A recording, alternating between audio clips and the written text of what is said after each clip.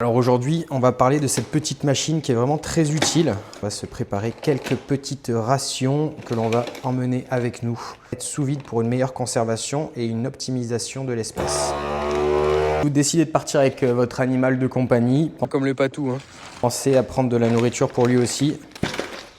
N'hésitez pas non plus à marquer au feu ce qui est à l'intérieur du sac ainsi que la date. Maintenant, on va se faire un petit kit pour l'hygiène. Une petite serviette microfibre, un petit bout de savon et quelques lingettes réhydratables. Vous n'aurez pas forcément besoin d'un savon si grand. Vous avez besoin simplement d'un petit morceau. Donc, vos t-shirts de rechange, des sous-vêtements et des chaussettes.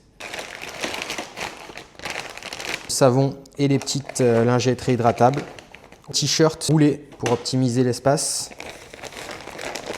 Une paire de chaussettes et un caleçon. Et voilà, un conditionnement impeccable qui vous permettra de garder vos affaires au propre et au sec en toutes circonstances. Nous allons maintenant faire une trousse de secours ultra optimisée en poids et en encombrement. Une bande de grande taille qui vous permettra de faire une écharpe, de faire des pansements, un pansement compressif. Pour le pansement compressif, vous pourrez utiliser des mouchoirs, une petite réserve de scotch américain.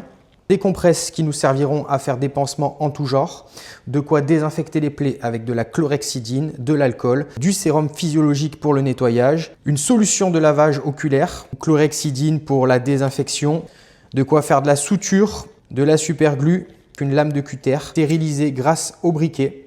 Un briquet qui est packagé dans une chambre à air, une couverture de survie, des tablettes de traitement de l'eau, de la gestion de la douleur, Doliprane, de l'Isalgie avec de l'opium, de l'Acupan. Et voilà, grâce à ce système, vous aurez une trousse de secours compacte et à l'abri des intempéries.